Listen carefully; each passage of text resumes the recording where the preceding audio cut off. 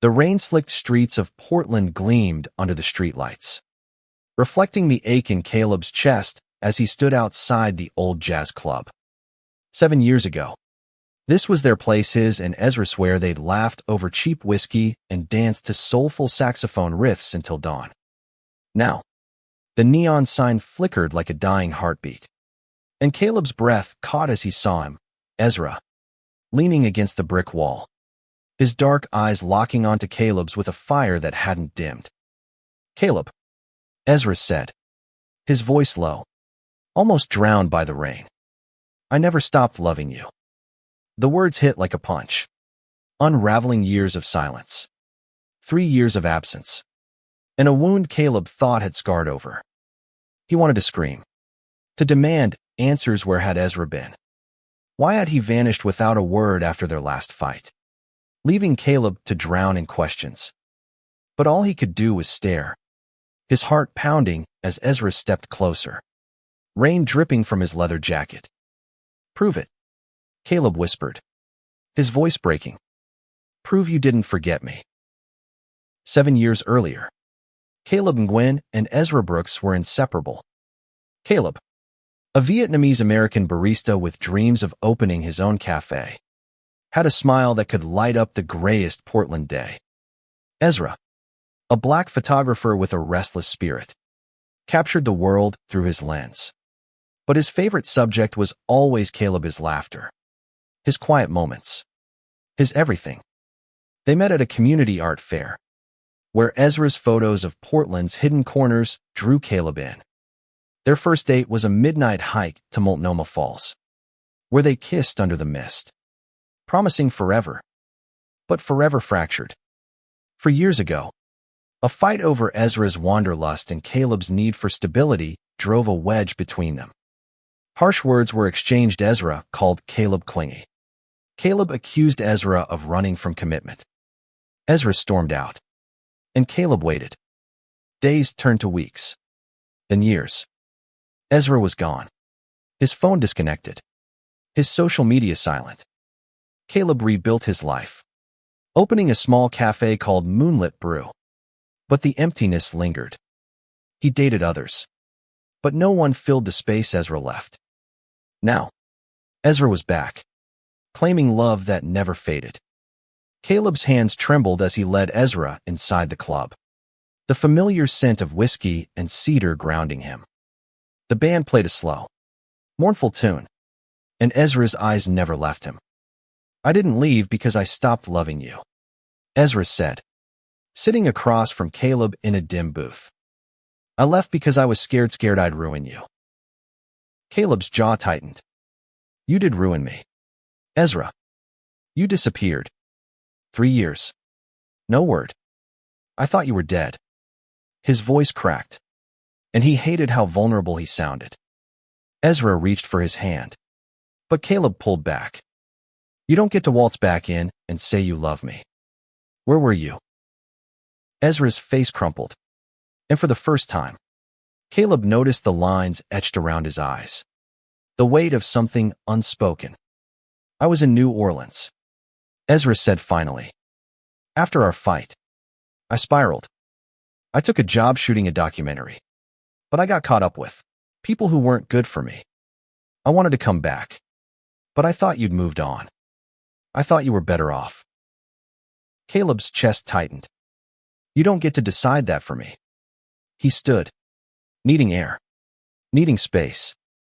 Ezra followed him outside, the rain heavier now. "Caleb, please. I'm here now. I'll do whatever it takes to prove I'm still yours."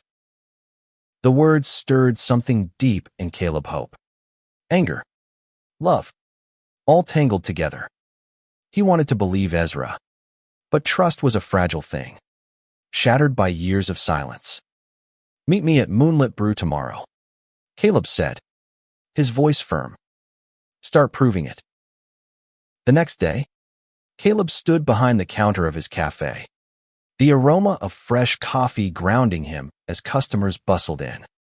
Moonlit Brew was his sanctuary, its exposed brick walls lined with local art, fairy lights casting a warm glow. But when Ezra walked in, carrying a worn leather journal, Caleb's heart stuttered. Ezra looked nervous, his usual confidence replaced by something raw. He slid the journal across the counter. "Open it," he said. Caleb's fingers brushed the leather, and he flipped it open. Inside were photographs, hundreds of them. Pictures of Portland, of Multnomah Falls, of the jazz club. But most were of Caleb. Some were old, from their years together. But others were new snaps of him at the cafe, laughing with customers, unaware he was being watched. "I never stopped seeing you," Ezra whispered. "Even when I was gone, you were with me." Caleb's throat tightened. The photos were proof of Ezra's obsession, his love, but they also felt like an invasion. "You were watching me all this time." His voice was sharp, torn between awe and betrayal. Ezra nodded, his eyes pleading. "I couldn't stay away. I just couldn't come closer." The cafe door chimed, interrupting them. A customer, a regular named Mia, called out a greeting, and Caleb forced a smile, slipping back into his role. But his mind was reeling. Ezra's return wasn't just a second chance, it was a storm, threatening to upend everything Caleb had built. Could he trust this man who'd broken his heart? Did he even want to? As the day wore on, Ezra stayed, helping with small tasks, clearing tables, refilling sugar jars, his presence both comforting and unsettling. Caleb caught glimpses of the old Ezra, the way he teased Mia about her coffee order, the way his laugh filled the room. But there was something new, to a quiet determination, like he was fighting for something he'd almost lost forever. By closing time, Caleb was exhausted, his emotions a tangle of longing and doubt. Ezra lingered by the door, his journal still on the counter. "I'll be back tomorrow," Ezra said, "and every day after, until you believe me." Caleb didn't respond. But as Ezra walked into the night, he picked up the journal, tracing the photos with his finger. Each one was a memory, a piece of their past, and maybe, just maybe, a glimpse of their future. The next morning, Caleb woke to the sound of rain pattering against his apartment window, the journal still open on his bedside table. He'd stayed up late, flipping through Ezra's photos, each one a stab of memory and a spark of hope. But doubt gnawed at him. Could he let Ezra back in, knowing the pain of losing him again? At Moonlit Brew, Ezra arrived early, carrying a small canvas bag. "I brought something," he said, pulling out a stack of letters, their edges worn. "I wrote to you every month for 3 years. I never sent them, but they're yours." Caleb's hands shook as he took the bundle, tied with a frayed red ribbon. He didn't open them, not yet. The weight of Ezra's words, unspoken for so long, was too much. Instead, he handed Ezra an apron. "If you're serious, you're working today?" Ezra grinned, tying it on with a flourish. The cafe was busy, a blur of orders and chatter. But Ezra moved with ease, charming customers and keeping up with Caleb's pace. Between pours, Caleb stole glances at him, noticing the way Ezra's hands steadied when he spoke, the way his eyes softened when they met Caleb's. During a lull, Caleb finally opened the first letter. Ezra's handwriting was messy. "Raw, Caleb. I'm in New Orleans. And it's loud. But it's not you. I see you in every sunset, every stranger's smile. I'm sorry." The words burned, and Caleb shoved the letter back, his heart racing. "You wrote these, but you didn't come back," he said, his voice low so customers wouldn't hear. "Why now?" Ezra leaned against the counter, his expression heavy. "I hit rock bottom, Caleb. I was messed up drinking, running with a crowd that dragged me down. I thought I was protecting you by staying away. But last month, I saw you in a magazine. Your cafe featured You looked happy, but I knew I'd regret it forever if I didn't try. Caleb's chest ached. He wanted to believe Ezra, but the years of silence loomed large. You don't get to decide what I can handle, he said. You left me to pick up the pieces. Ezra nodded, his eyes glistening. I know, and I'll spend every day making it right, if you let me. The rest of the day passed in a tense rhythm. Ezra stayed, his presence a quiet promise. When a customer spilled coffee, Ezra cleaned it up without a word. When Caleb struggled with a new espresso machine, Ezra figured it out, his fingers brushing Caleb's as he handed over a perfect latte. Each moment was a step toward rebuilding, but Caleb's walls remained. That night, they walked to the waterfront, the Willamette River reflecting the city's lights. Ezra stopped, pulling Caleb to face him. I know I hurt you, he said, but I'm not that guy anymore. I'm here, and I'm staying. Caleb's throat tightened. He wanted to lean into Ezra, to feel the warmth of his arms, but fear held him back. I need time, he said finally. Ezra nodded, his hand lingering near Caleb's before dropping. The next day, a storm hit Portland, keeping customers away. Caleb and Ezra were alone in the cafe, the rain drumming against the windows. Ezra pulled out his camera, an old Nikon, and started snapping photos of the empty tables, the steaming espresso machine, Caleb's hands as he ground beans. Stop it, Caleb said, half laughing, half annoyed. But Ezra kept going, his lens capturing Caleb's reluctant smile. Look, Ezra said, showing him the camera's screen. The photo was stunning, Caleb's face lit by the soft glow of fairy lights. His eyes warmed despite his guarded expression. This is how I see you, Ezra said. Always have. Caleb's breath hitched. For the first time, he let Ezra's hand linger on his, the touch electric. But the moment shattered when Caleb's phone buzzed. A text from Mia saw Ezra in New Orleans last year. He was with someone. Be careful. Caleb's blood ran cold.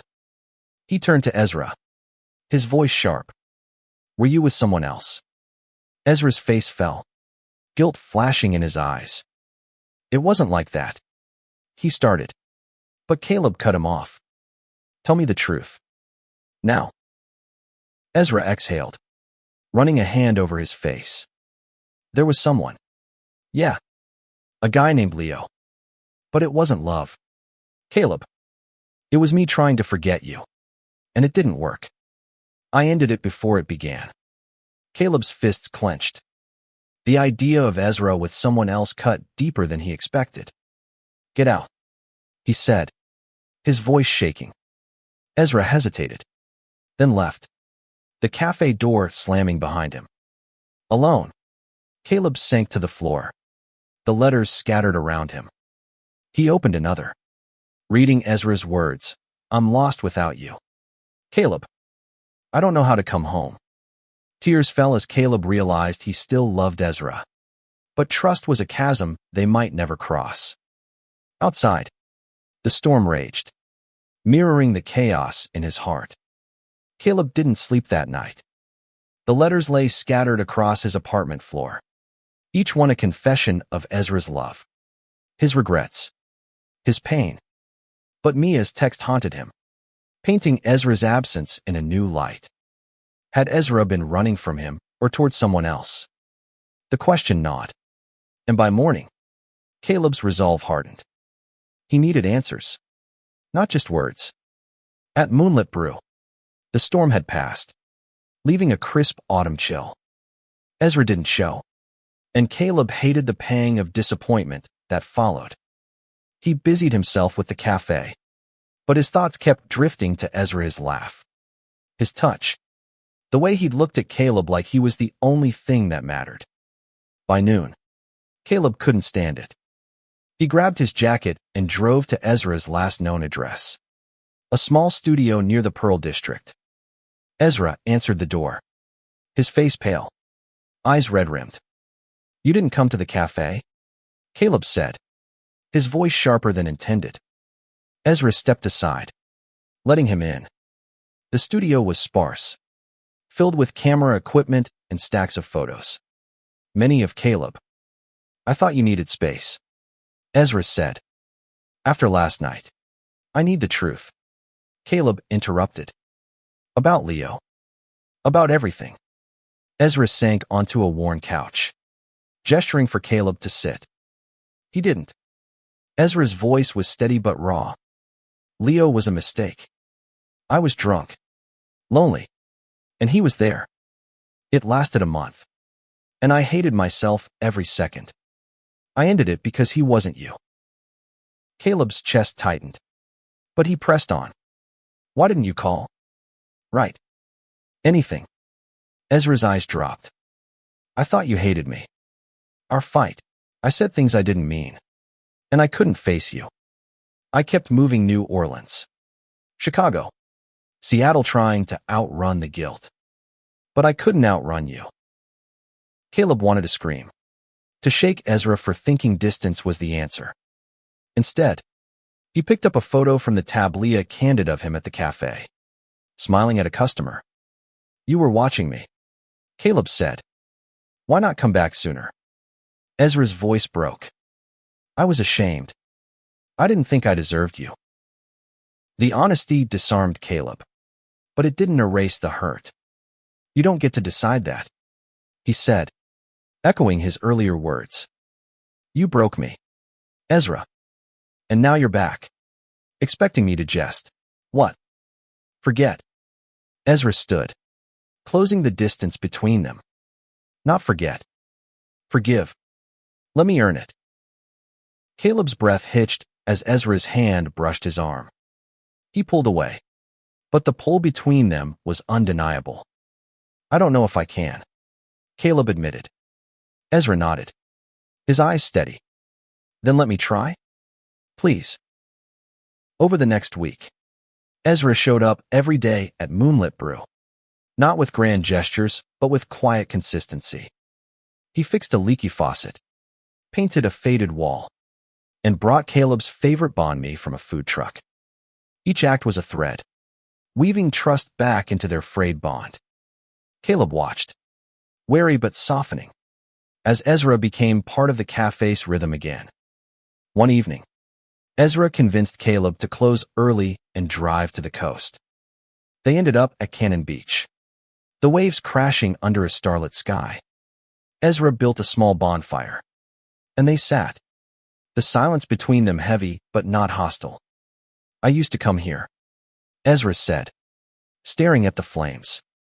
When I was gone, I'd imagine you beside me, telling me I was an idiot for leaving. You were, Caleb said, a small smile breaking through. Ezra laughed, the sound warm and familiar. He pulled out his camera, snapping a photo of Caleb against the ocean's glow. I want new memories, Ezra said. With you. Caleb's heart ached with the weight of possibility.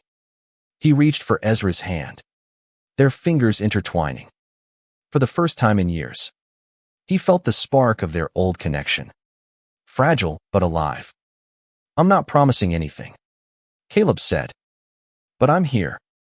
Ezra's smile was radiant. And for a moment, the world was just them. The fire. And the sea. But the past wasn't done with them. The next day, a man walked into Moonlit Brutal, with sharp cheekbones and a guarded expression. Ezra, he said, ignoring Caleb. We need to talk. Caleb's stomach dropped. The man's voice carried a New Orleans drawl, and his eyes held a familiarity that made Caleb's blood run cold. Leo? He asked, his voice barely a whisper. Ezra froze, his face a mask of panic. What are you doing here?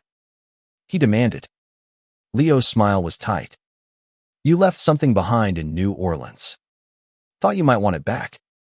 He dropped a small velvet box on the counter, a ring box. Caleb's world tilted, and he stumbled back, the air thick with betrayal. Ezra's voice was desperate. Caleb, it's not what you think.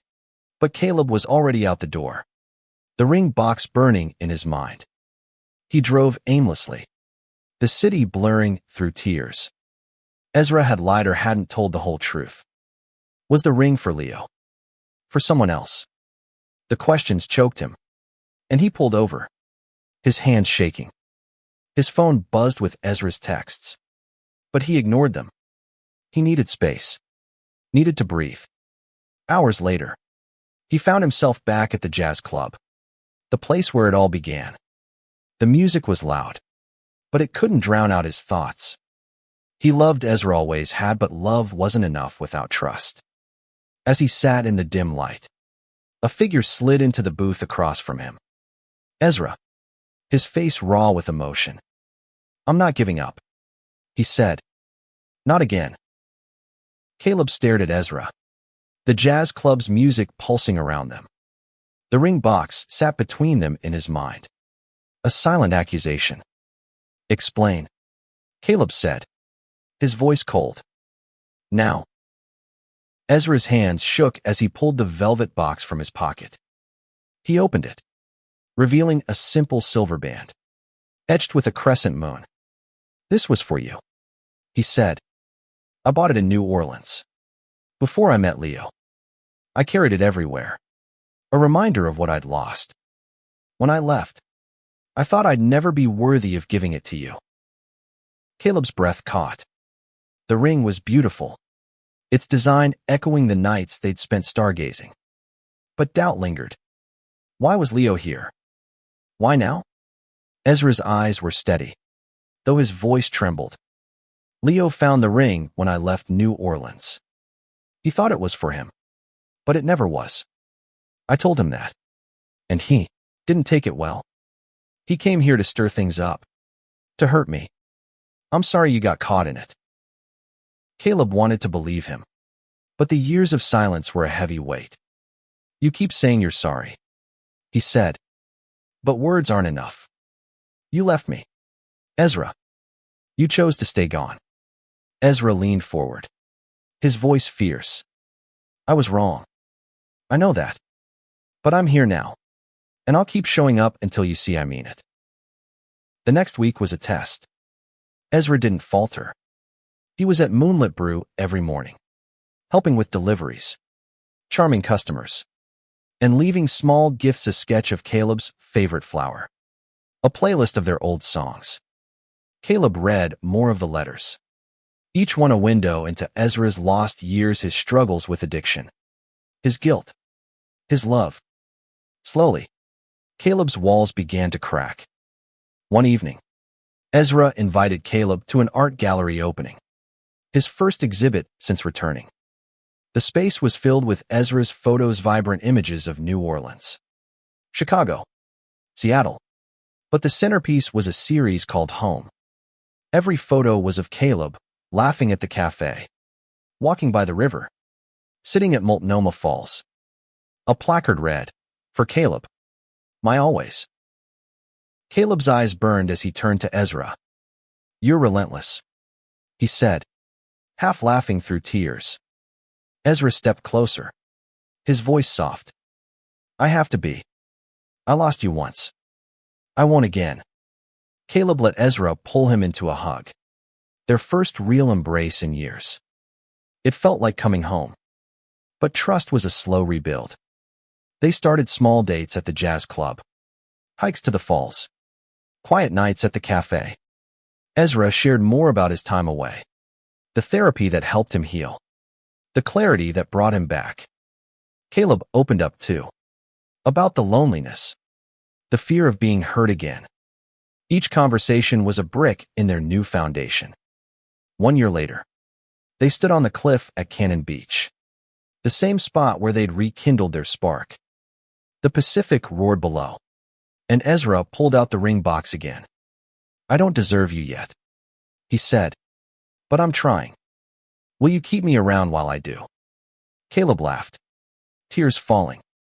"You're not going anywhere," he said, slipping the ring on his finger. It fit perfectly. Their story wasn't perfect. There were still fights, Moments of doubt, but they faced them together. Moonlit Brew became their shared space, filled with new photos Ezra and Caleb. Laughing, loving, healing. The silence was gone, replaced by a love that had survived the worst and come out stronger.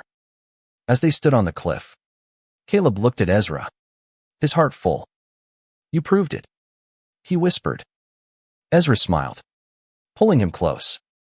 "I'll keep proving it. Every day, and under the stars, with the ocean as their witness." They kissed, their love a promise that no silence could break again.